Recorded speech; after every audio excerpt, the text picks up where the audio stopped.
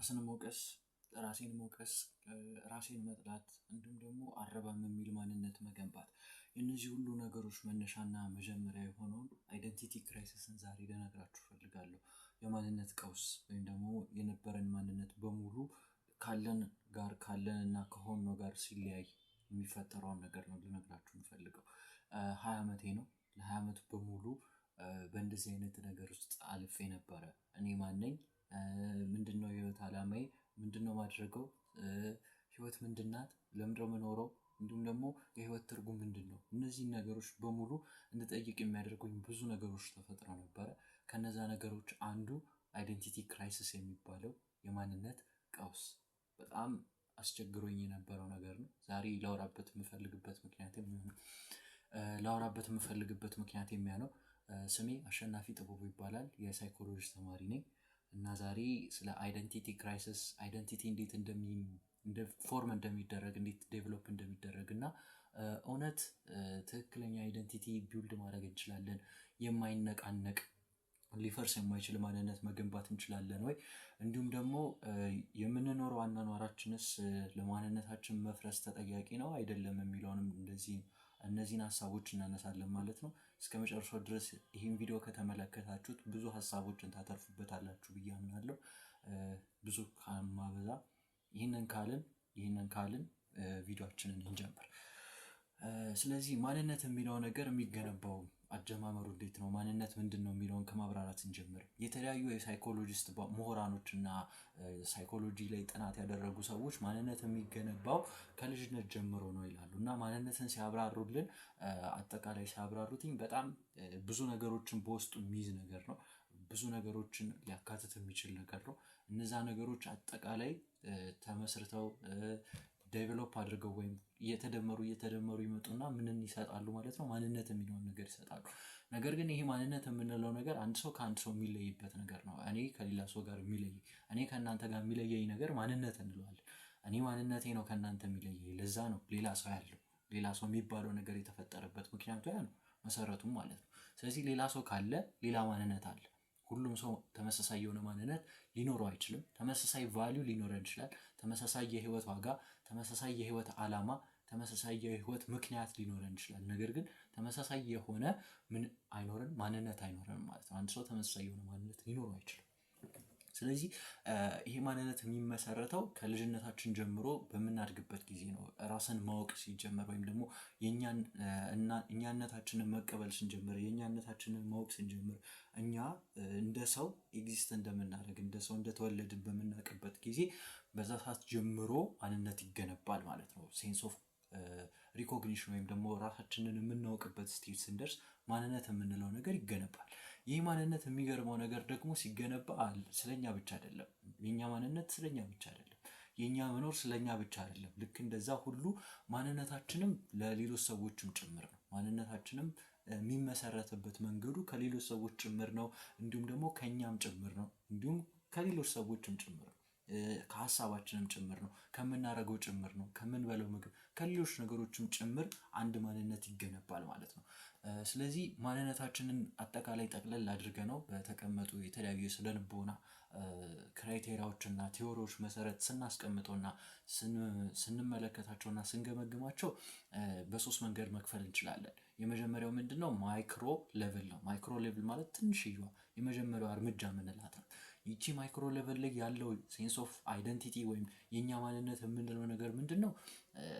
የመጀመሪያው ራሳችንን ለራሳችን ዲፋይን የምናደርግበት መንገድ፣ ራሳችን ለራሳችን ያለን ምልከታ፣ እኔ ለራሴ ያለኝ ምልከታ እይታ፣ እኔ ለራሴ ያለኝ የምሰጠው ዋጋ ትርጉሜ፣ እኔ እንደ ሰው ቴስት የማደርገው ነገር፣ ለምሳሌ የምወደው ምግብ፣ የምወደው የዘፈን ምርጫ፣ የምወደው መዝሙር፣ የምወደው ምግብ፣ እነዚህ አይነት ነገሮች፣ የምወደው ልብስ፣ የልብስ አይነት፣ የምወደው ጫማ፣ እንደዚህ አይነት ነገሮች በሙሉ ማይክሮ ሌቭል ላይ ያሉ ናቸው። ስለዚህ እያንዳንዱን ነገር ቴስት የማድረግና የማግኘት ያንን ጣዕም የማጣጣም ነገር ደግሞ ማይክሮ ሌቭል ላይ ያለ ነው። ስለዚህ እኔ ራሴን ዲፋይን የማደርግበት ነገር፣ ለምሳሌ ረጅም እንደምታዩት ጥቁር ልሆን እችላለሁ። ካሜራው እንደዚህ ሊያደርግ ይችላል። ሜይ ቢ ብርሃን ምናምን ስላለበት ትንሽ ጠየም ያለ ነገር ሊኖር ይችላል። ግን አይ ቲንክ ጥቁር ከለር ያለኝ ይመስለኛል። ፀጉሩን የተቆረጠ ረጅም ነኝ፣ በጣም ላወራ እችላለሁ፣ በጣም የሚያወራ ሰው እንደዛ ብላችሁ ዲፋይን ልታደርጉ ትችላላችሁ። እኔ እንደዛ ነኝ ብዬ አስባለሁ ለምሳሌ።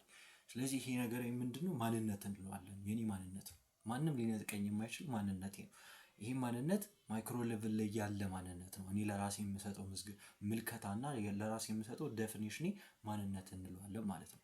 ሌላኛው ደግሞ ሜሶ ሌቭል ነው። ሜሶ ሌቭል የምንለው ደግሞ ምን ይመጣል ማለት ነው? አሁን ማህበረሰብ የሚባለው ነገር ይመጣል። የኔ ማንነት ከሌሎች ሰዎች ጋር ተደምሮ ሌሎች ሰዎች ሲደመሩ ሌሎች ሰዎች አንድ ላይ ሲመጡ ምን ይባላል? ማህበረሰብን ይፈጥራል። ማህበረሰብ የምንለው የግለሰብ ድምር ስለሆነ ማለት ነው። አንድ ሲደመር አንድ ሁለት ነው። ስለዚህ ማህበረሰብ የምንለው አንድ ሰው ሲደመር አንድ ሰው ሲደመር አንድ ሰው ሲደመር አንድ ሰው ማህበረሰብን ይሰጣል። ስለዚህ ያ ማህበረሰብ ለኔ ያለው ምልከታ እኔን እንዴት ይመለከተኛል? ረጅም ጥቁር የሚመለከተኝ ከሆነ ከኔ ጋር ተመሳሳይ ነው። ስለዚህ ያ ማንነቴ ትክክለኛ ማንነት ብዬ እቀበለዋለሁ። ነገር ግን አጭር ብሎ የሚያስብ ከሆነ አጭር አይደለሁም፣ እኔ አይደለሁም፣ ማህበረሰብ ግን አጭር ነህ ካለኝ ያ ነገር ምን ይፈጠራል? አይደንቲቲ ክራይሲስ ወይም ደግሞ እነሱ ያሰቡት ነገርና እኔ ያለኝ ነገር ምን ይቃረናል ማለት ነው። ተቃርኖ ይፈጠራል። እዛ ጋር ነው የማንነት ቀውስ የሚባለው ነገር የሚመጣው። ወደ በኋላ በደንብ እናነሳዋለን። ስለዚህ ማህበረሰብ የሚያስበው ግንዛቤ፣ ማህበረሰብ የሚሰጠኝ ኃላፊነት፣ እንደ ግለሰብ ደግሞ በማህበረሰብ ውስጥ ያለኝ ኃላፊነትና የምጫወተው ኢንቮልቭመንት ሮል፣ ያለኝ ኃላፊነት፣ ያለኝ ተሳትፎ፣ እንደ ማህበረሰብ ያለኝ ግንዛቤ፣ እነዚህ ነገሮች በሙሉ ሜሶ ሌቭል ላይ ያለ ነው ማለት ነው። ሜሶ ሌቭል ላይ ያለ ነው። የሶስተኛውና የመጨረሻው ደግሞ ማክሮ ሌቭል ላይ ያለው አይደንቲቲ ወይም ማንነት ነው። ማክሮ ሌቭል የሚባለው እንደ ባህል ይመጣል። ባህል ስንል ደግሞ ኢትዮጵያ ያላት ባህል አለ። ከዛ እንደ ሀገር ደግሞ ይመጣል። እኔ ማን ነኝ? ኢትዮጵያዊ ነኝ። ሌላ ሰው ሱዳናዊ ሊሆን ይችላል፣ ሌላ ሰው ኬንያዊ ሊሆን ይችላል። ያ ነገር ማክሮ ሌቭል ላይ ያለ ነው ማለት ነው። እኔ ካፒታሊዝም ሊመቸኝ ይችላል፣ ሌላው ሰው ሶሻሊዝም ሊመቸው ይችላል፣ ሌላ ሰው ሌላ ሀሳቢ ሊመቸው ይችላል። እነዚህ ነገሮች ደግሞ ምን ይፈጥራሉ ማለት ነው? ማክሮ ሌቭል የሚባለውን ማንነት ይገነባሉ ማለት ነው። እነዚህ ማንነቶች ይገነባሉ። ስለዚህ አንድ ሰው ማንነቱ እንዴት መጣ ስንል ከመሬት ተነስቶ አይደለም። የማንም ሰው ማንነት የሚመሰረተው ከዜሮ አይደለም፣ ከነዚህ ሶስት ነገሮች ነው ማለት ነው። እነዚህ ሶስት ነገሮች ጠቅላላ ተደምረው ሲመጡ የአንድ ሰው ማንነትን ይገነባል ማለት ነው። ስለዚህ እነዚህ ናቸው ማንነት የምንላቸው። ታዲያ ቅድም የነገርኳችሁ በጣም የሚያስጠላው ስሜት፣ እኔ ራሴን በጣም ዝቅ የማደርግበት ምክንያት፣ እኔ ራሴን እንድጠላ ያደረገኝን፣ እንዲሁም ደግሞ በቃ የራሴን ዋጋ በጣም ዝቅ እንዳደረግና እንዳቃለል ያደረገኝን የማንነት ቀውስ እንዴት ይፈጠራል የሚለውን በደንብ አድርጌ ላብራራላችሁ። ይህ ነገር የሚፈጠረው በጣም እኔ ስመለከተው በጣም ነው የደነገጥኩት እና አሁን ሳውቀው ነው በጣም እንዲጸጸተኝና እንደዛ ማድረግ እንደሌለብኝ የተሰማኝ። ብቻ አንደኛው ምክንያት ልንገራችሁ። ስታተስ የሚባል ነገር አለ። ስታተስ ማለት ለአንድ ሰው የምትሰጠው ታይትል ማለት ነው። ሞደርናይዜሽን የሚያመጣው እሳቤ ነው ይሄ ስታተስ የምንለው ነገር ማለት ነው። ስለዚህ አንድ ሰው የራሱን የሆነ ስታተስ እንደ አይደንቲቲ ሊቀበል ይችላል። አይደንቲቲ እና ስታተስ ግን በጣም የተለያዩ ነገሮች ናቸው። ለምሳሌ እኔ አሁን ላይ ያለኝ የገንዘብ አቅምና ወደፊት ሊኖረኝ የሚችለው የገንዘብ አቅም የተለያየ ነው። ያ ማለት ስታተስ ነው። ስታተስ ምን ይሆናል? የሚቀያየርና ጊዜያዊ የሆነ ነው። ቋሚ የሆነ ነገር አይደለም። እኔ ግን ቋሚ ነኝ። አይደንቲቲ ወይም ማንነት የምንለው እኔ እንደ ግለሰብ፣ እንደ አሸናፊ፣ እንደ ማንነት የራሴ የሆነ ማንነት አለኝ።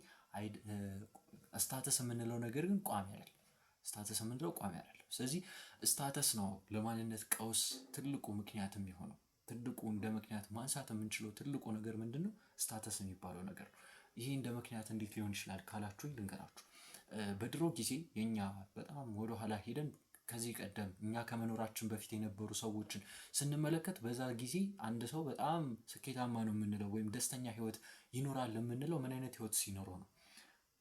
እርሻ ሲኖረው፣ መሳሪያ ሲኖረው፣ ቤተሰቡን ለመጠበቅ፣ ከዛ ደግሞ ቤተሰቡን መመገብ ሲችል፣ ቤተሰቡን የሚያኖርበት ቤተሰብ ሲኖረው፣ ከዛ እንደ ማህበረሰብ ደግሞ ሲፈራና ሲከበር፣ እነዚህ ነገሮች ካደረገ አንድ ሰው በጣም ደስተኛ የሆነ ህይወት ሊኖረው ይችላል። አሁን በጣም ከባድ ነው። ከዛ ሰዓት የነበረው የማህበረሰብ የሚጠብቀውና የደስተኛ ህይወት የሚባለው ስታተሱ ምን ይላል? ዝቅ ያለ ነው። ከኛ በፊት የነበሩ ሰዎች እርሻ ካለ፣ ቤተሰብ ከመገብክ፣ መኖሪያ ቤት ካለ፣ መሳሪያ ካለ፣ ቤተሰብን መጠበቅ ከቻልክ ያ ነገር ምን ይፈጠራል? ደስተኛ ህይወትን ይፈጥርልሃል። ደስተኛ ህይወት የሚባለውን ነገር ይሰጣል። አሁን ያለንበት ዘመን ላይ ደግሞ በጣም ኮምፕሊትሊ የተቀያየረ ነገር ነው። በጣም ከባድ የሆነ እና ደግሞ ስታተስ ሌቭሉ በጣም የጨመረ ነገር ነው። እየወቀስኩኝ አይደለም፣ አሁን ለምን እንደዚህ ኖረን የሚለውን ነገር አይደለም። ነገር ግን መስተካከል ያለባቸው ነገሮች ስላሉ፣ ስለዚህ ይሄ ስታተስ የሚባለው ነገር አሁን ላይ ባለንበት ሰዓት አንድ ሰው ደስተኛ መሆን ከፈለገ በተን ስልክ መያዝ የለበትም። ከቻለ ስማርትፎን መያዝ አለበት። በጣም ከቻለ አይፎን 7 መያዝ አለበት። ከዛ ደግሞ መኪና ሊኖረው ይገባል። መኪና ከሌለውም ውስጥ ፕሮባብሊ የማግባት እድሉ ወይ ደግሞ ስኬታማ ነኝ ለማለት የሚኖረው እድል በጣም ዝቅተኛ ነው። መኪና ሊኖረው ይገባል። ከዛ ቤት ሊኖረው ይገባል። ከዛ በአካውንት ውስጥ ቢያንስ ሚኒመም 2 ሚሊዮን ብር ወይ ደግሞ 1 ሚሊዮን ብር ሊኖረው ይገባል። ለመንቀሳቀሻ ምናምን ነገር ደግሞ የተወሰነ ብር ኪስ ውስጥ ሊኖረው ይገባል። ከዛ ብራንድ ልብስ መልበስ አለበት። ጫማውንም ምናምን ነገር ጸዴ ጫማ፣ በጣም ውድ የሆነ ጫማ መልበስ ይኖርበታል። እነዚህን ነገሮች ሲያደርግ ከዛ ደግሞ ከማህበረሰብ ጋር ያለውን ግንኙነት ስንመለከተው ደግሞ በጣም ማሳቅ አለበት። የሚያስቅ ሰው መሆን አለበት። ቀልደኛ መሆን አለበት። አስቡት እንግዲህ ቀልደኛ ሰው ስኬታማ ሜቢ ሊሆን ይችላል። ቀልደኛ ሰው ስኬታማ ሊሆን ይችላል። ግን እሺ እንዲሁ ዝም ብለን እናወራ። ስለዚህ ቀልደኛ መሆን አለበት። ቦዲ ቢልደር መሆን አለበት። በጣም ማስኩላኒቲ ያለው ይሄ በጣም ጠንካራ የሆነ ፈርጣማ ጂም ውስጥ ገብቶ አክቹሊ እኔ በጣም ቀጫጫ ነኝ። አይ ቲንክ ቀጫጫ ነኝ እና ያ መስፈርት አለ። ስለዚህ በጣም ማስኩላን መሆን አለበት። በጣም ጡንቻ ያለው ወታደር መምሰል አለበት ምናምን ነገር ፕሮቴክቲቭ ጋይ ለመባል ማለት ነው። ራሱን የሚጠብቅ ሌላውን ሰውንም ደግሞ መጠበቅ የሚችል ዲፌንሲቭ የሆነ ወንድ ማስኩላኒቲ የሚባለውን ነገር ለማምጣትና ለመናገር ለማሳየት ማለት ነው። ስለዚህ ጂም መግባት ሊኖርበት ይችላል። በጣም ውጥርጥር ያለ ጋይ መሆን አለበት። ከዛ ደግሞ በጣም ከሰዎች ጋር መግባባት ሊኖርበት ይችላል። እነዚህ ነገሮች በጣም ብዙ ክራይቴሪያዎችን መጥቀስ እንችላለን። ታዲያ እነዚህ ነገሮች በሙሉ ደስተኛ ህይወትን ይሰጣሉ ብለን እናስባለን ማለት ነው። እና በጣም የሚገርመው ነገር ግን ይሄ የተቀመጠው ስታተስ እነዚህ ነገሮች ላይ ስንደርስ ደስተኝነትን ላናገኝ እንችላለን። ብዙ ባለሀብት ሰዎች ገንዘብን ካገኙ በኋላ ደስተኛ አይደለንም የሚሉበት ትልቁ ምክንያታቸው ምንድነው? ደስታን የተረጎሙበት መንገድ ነው። ደስታ ማለት መኪና መግዛት ነው። ደስታ ማለት ገንዘብ ማግኘት ነው። ደስታ ማለት የሆነ ውድ የሆነ እቃ መያዝ ነው። ያ ነገር አይደለም ግን። ስለዚህ ማንነት የሚባለውን ነገርም እዛ ጋር ስንደርስ እናጣዋለን ማለት ነው። በደስታ ምሳሌ ካየነው ደስተኛ ደግሞ መኪና ከሌለ፣ ደስተኛ ደግሞ መኪና ካስፈለገ፣ ስታገኘው ደስተኛ ካልሆንክ ደግሞ ማንነትህን ለመገንባትና ይሄ ማንነትህ ትክክለኛ ማንነት አለ ለመባል ደግሞ መኪና ሊኖርህ ከተገባና ኖሮክ ማንነትህን ካላገኘኸው ተበላ ማለት ነው። ስለዚህ በጣም ትልቁ የማንነት ቀውስ የሚፈጠርበት እና ይሄ የአይደንቲቲ ክራይሲስ የሚፈጠርበት ትልቁ ምክንያት ይሄ ስታተስ የሚባለው ነገር ስላለ ማለት ነው። ማንኛውም ሰው ይሄንን ስታተስ ማሳካት ይከብዳል። እንደ ብዙሃን ስናስበው ብዙ ሰው ይሄንን ስታተስ ማሳካት ስለሚከብደው ብዙ ሰው ምን የሚባል እሳቤ ያስባል ማለት ነው። እኔ ስኬታማ መሆን አልችልም፣ እኔ እንደዚህ ማድረግ አልችልም። ስለዚህ የወደቀ ማንነት እንዲኖረው ያደርጋል ማለት ነው። እነዚህን ነገሮች ማድረግ ካልቻለ፣ እነዚህን ነገሮች ማሳካት ካልቻለ ትርጉሙ ምንድነው? ማሳካት ያልቻለ ሰው ውዳቂ ነው ወይም የወደቀ ሰው፣ እንደዛ ተብሎ ይተረጉማል ማለት ነው። ነገር ግን ያ ነገር እውነት ነው አይደለም የሚለውን ነገር ወደ መጨረሻ አካባቢ እናነሳና እናወራለን በደንብ አድርገን። ስለዚህ ስታተስ የሚባለውን ነገር የተቀመጠ ክራይቴሪያና መስፈርትን ካለማሟላት አንፃር ያንን ነገር አቺቭ ካለማድረግ ካለማሳካት አንፃር የማንነት ቀውስ ይፈጠራል። ያንን ነገር ካላሳካ እኔ ሰነፍ ነኝ ብለህ ታስባለህ፣ እኔ ውዳቂ ነኝ ብለህ ታስባለህ፣ እኔ በማህበረሰብ ዘንድ ተቀባይነት አይኖረኝም፣ እኔ በቃ ትርጉም የሌለው ህይወት ነው የምኖረው ብለህ ልናስብ እንችላለን ማለት ነው። ይህ ነገርም ደግሞ ስለራሳችን መጥፎ አመለካከት እንዲኖረን፣ ስለራሳችን የተሳሳተ ግንዛቤ እንዲኖረን እና በጣም ገፋ ከተባለ ደግሞ ወደ ምን ያመጣዋል ማለት ነው? ወደ ራስን የማጥፋት እሳቤ እንዲኖረን ያደርጋል። እነዚህን ነገሮች በሙሉ እንድናንጸባርቅ በህይወታችን ውስጥ እንደ ህይወታችን አንድ አካል አድርገን እንድንይዘው ሊያስገድደን ይችላል ማለት ነው። ሁለተኛው በጣም ሌላኛው ሪዝን ደግሞ ይሄ የማንነት ቀውስ እንዲኖረን የሚያደርገን ደግሞ ሪስፖንሲቢሊቲ ነው፣ ኃላፊነት። አንድ ሰው መወጣት ያለበት ኃላፊነት። ለምሳሌ እኔ 20 ዓመቴ ነው። እንደ 20 ዓመቴ ትምህርት መጨረስ አለብኝ፣ ከቻልኩ ስራ መስራት አለብኝ፣ ከዛ ቤተሰብ ማገዝ አለብኝ፣ ራሴን መቻል አለብኝ። እነዚህ ነገሮች። ስለዚህ አንድ ሰው እንደ እድሜ መጠኑ እንደ 20 ዓመት ከዛም በላይ እያለ ባለበት የእድሜ መጠን ደረጃና ባለበት የራሱ አቅም መሰረት የሚሰጠው የሆነ ኃላፊነት አለ፣ የሚጠበቅበት ኃላፊነት። ያንን ኃላፊነት ማሳካት ካልቻለ፣ ያንን ኃላፊነት በተለያየ ምክንያት ማሳካት ካልቻለ ምን ይፈጠራል? በማህበረሰብ ዘንድ ስም ይሰጣል። ውይ ያ እኮ ሰው ምንም አያደርግም እባክህ፣ ያ ሰው ኃላፊነት መወጣት የማይችል ሰው፣ ከእሱ ጋር እኔ አላወራም፣ እሱ እኮ ምንም ማድረግ የማይችል ሰው ነው ተብሎ ይታሰባል። ስለዚህ ያንን ኃላፊነት ባለማግኘትና ያንን ኃላፊነት ባለመወጣት ምክንያት የሚፈጠር ምን አለ? ጭንቀት አለ። ያንን ነገር ባለማሳካታችንና ያንን ነገር ባለማድረጋችን ከማህበረሰብ የምናጣው የሆነ ነገር አለ። ያ ነገር ደግሞ ለእኛ ለማንነታችን የሆነ ተጽዕኖ ያሳድርብናል ማለት ነው። እና ይሄ ተጽዕኖ ለማንነት ቀውስ ወይም ለማንነት ውድቀታችን እንደ ምክንያት አድርገን ልንጠቅሰውና ልናነሳው የምንችለው ይሆናል ማለት ነው። እና እነዚህ ነገሮች ስታተስ፣ ሬስፖንሲቢሊቲ የምንላቸው በጣም ከባድ የምንላቸው የማንነት ቀውስ እንዲፈጠር የሚያደርጉ ናቸው። ሶስተኛ ምክንያት ደግሞ ልንገራችሁ፣ ስሜት። ሶስተኛ ምክንያታችን ስሜት ነው። በዚህ ቪዲዮ ስለ ስሜት ሌላ ቪዲዮ ሰራላችኋለሁ። ይህ ቪዲዮ ግን ስለ ማንነት ቀውስ ብቻ ስለሆነ ከዛ አንጻር ብቻ እናወራ። ስሜት የምንለው ነገር በጣም የሚደንቅ ነገር ነው። በሳይኮሎጂ በስነ ልቦና በጣም ብዙ ጊዜ ቢወራ የማይሰለች ነገር ነው። እና ስሜታችን እንዴት ለማንነት ቀውስ ይዳርገናል የሚለውን ነገር በደንብ አድርጌ ላብራራላችኋል። አንድ ሰው የሚሰማው ስሜት ለምንድን ነው የሚሰማው? ምክንያቱም ሰው ስለሆነ ይሰማል። ማንም ሰው ስሜት አለው፣ ስሜታዊ ይሆናል ማንም ሰው። ይሄ ነገር ሰው በመሆናችን ያገኘነው ሰዋዊ ባህሪ ነው። ስለዚህ ስሜቶቻችን ግን እኛነታችንን መገለጫ አይደሉም። ሁሉም የሚሰማን ነገር ትክክል ነው ማለት አይደለም። የሚሰማን ነገርም ደግሞ የእኛነት መገለጫ አይደለም። ለምሳሌ እኔ የበቀል ስሜት ሊሰማኝ ይችላል፣ የቅናት ስሜት ሊሰማኝ ይችላል። የሆነን ሰው አይቼ ምናምን ነገር በሱ በጣም በቃ ልቀና እችላለሁ። በጣም ስኬታማ ስለሆነ እኔ ስለበለጠኝ ልቀና እችላለሁ። ያ ማለት ግን እኔ ቀናተኛ ነኝ ማለት አይደለም። ያ ማለት ስሜታችን እውነት ነው ማለት አይደለም። ስሜታችን በወቅቱ የሚሰማን ጊዜያዊ የሆነ ነገር ነው። ለዛ ነገር የምንሰጠው ትርጉም ግን ሁሉን ነገር ይወስነዋል። እኔ የሆነ ሰው አይቼ በጣም ከቀናው ከዛ በኋላ በዛ ቅናት ስሜት ምክንያት የምወስነው ውሳኔ ካለና ያ ውሳኔ ደግሞ ትክክለኛ ውሳኔ ወስኜ እንደ ማንነት አድርጌ ከተቀበልኩትኝ እዛ ጋር የበቀል ሰው ነኝ። በቃ የበቀል ሰው ነኝ። ምንም ድርድር የሌለው ነገር እንደ ማንነት አድርጌ የተቀበልኩት።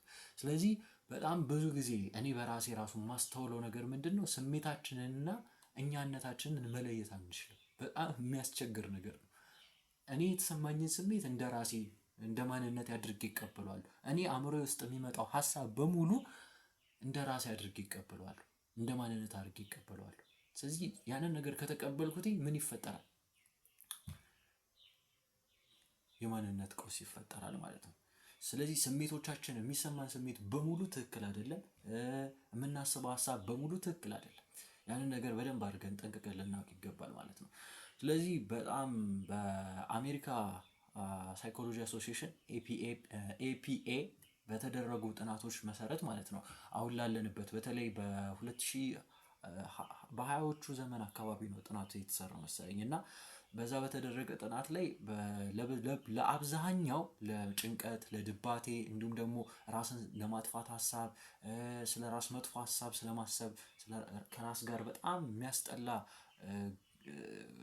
የሚያስጠላ ግንዛቤ መስጠት እና የሚያስጠላ ውይይት ወይም ደግሞ ወሬ ማውራት፣ ራስን መጥላት ማለት ነው። የጥላቻ ንግግር፣ ለራስ የምንሰጠው የጥላቻ ንግግር፣ እነዛ ነገሮች ሁሉ መነሻቸውና ምንጫቸው ምንድን ነው ከተባለ አይደንቲቲ ክራይሲስ ነው፣ የማንነት ቀውስ ማለት ነው። ስለዚህ የማንነት መፍረስና የማንነት መፈረካከስ እነዚህን ነገሮች ይፈጣል ማለት ነው። ሁሉን ማስረጃዎችና ሁሉን ሪሰርች ፔፐሮችን እና የተለያዩ የጽሁፍ ማስረጃዎችን ሊንክ አስቀምጣለሁ። በዛ ሊንክ ማግኘት ትችላላችሁ። እንግሊዘኛውንም አማርኛውንም አስቀምጥላችኋለሁ። እንዲሁም ቴሌግራም ላይ አስቀምጥና ቴሌግራም ላይ ማየት ትችላላችሁ። በደንብ አድርጌ አስተካክዬ አስቀምጥላችኋለሁ። ዛሬ በደንብ አሪፍ ሀሳብ ታገኛላችሁ ሞር ከዚህ ቪዲዮ በተጨማሪ ማለት ነው። እና አይደንቲቲ ክራይሲስ የምንላቸው ነገሮች በእንደዚህ አይነት ምክንያት ይፈጠራሉ። መፍትሄው ምንድን ነው? አንድ በጣም ማወቅ ያለብን ትልቁ ነገር ምንድን ነው?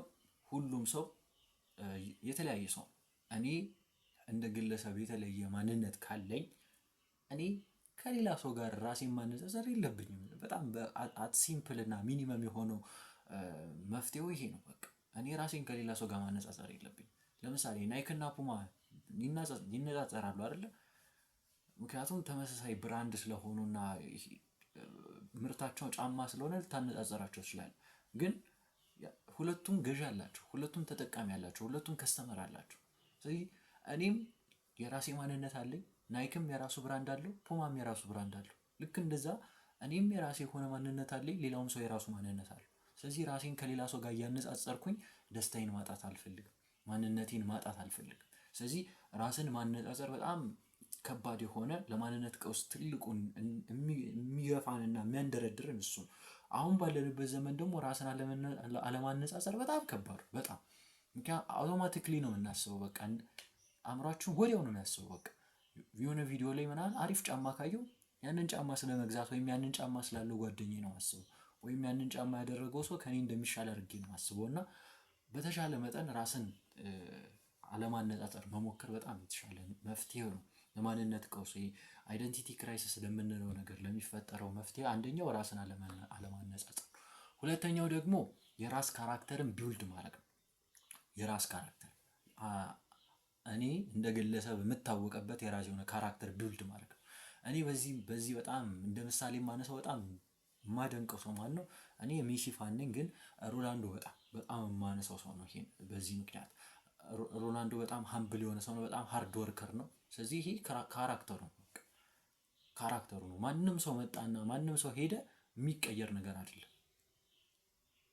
እሱ ራሱ በቃ የሆነ ሰዓት ላይ ቤስት ፐርፎርም ማያደርግ ራሱ ሃትሪክ ባይሰራ ራሱ ያ ሃርድ ወርኪንጉ ይሄ ባህሪው ማንነቱ ካራክተሩ አይቀየር፣ የማይነካ ነው። ልክ እንደ ሮናልዶ የራሳችንን ምን የሆነ ካራክተር ቢውልድ ማድረግ መቻል አለብን። የማይነካ የማይቀየርና የማይለወጥ ምን ሊኖረን ይገባል?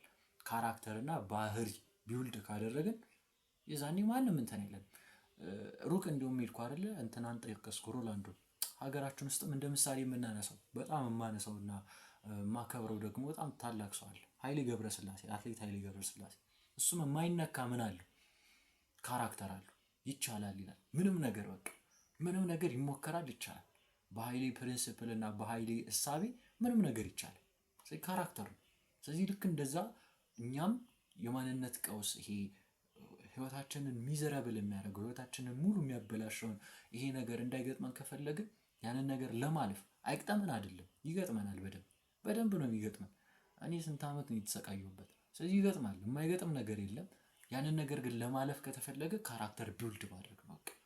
ቦልድ የሆነ ልክ እንደ ኃይሌ ይቻላል ማለት ነው። ምንም ነገር ይምጣ ይቻላል። ምንም ነገር ሄደ ያንተ ማንነት የማይቀየር ማድረግ አለብን። የማይቀየርና የማይለወጥ የሆነ ካራክተር ቢውልድ ማድረግ ከተቻለ ቀጣይ ዓመት በጣም ብዙ ነገሮች ይለወጣሉ። በጣም ብዙ ነገሮችን ማሻሻል ይቻላል ማለት ነው። ሶስተኛውና ሌላኛው የመጨረሻው ነገር ደግሞ ምንድነው?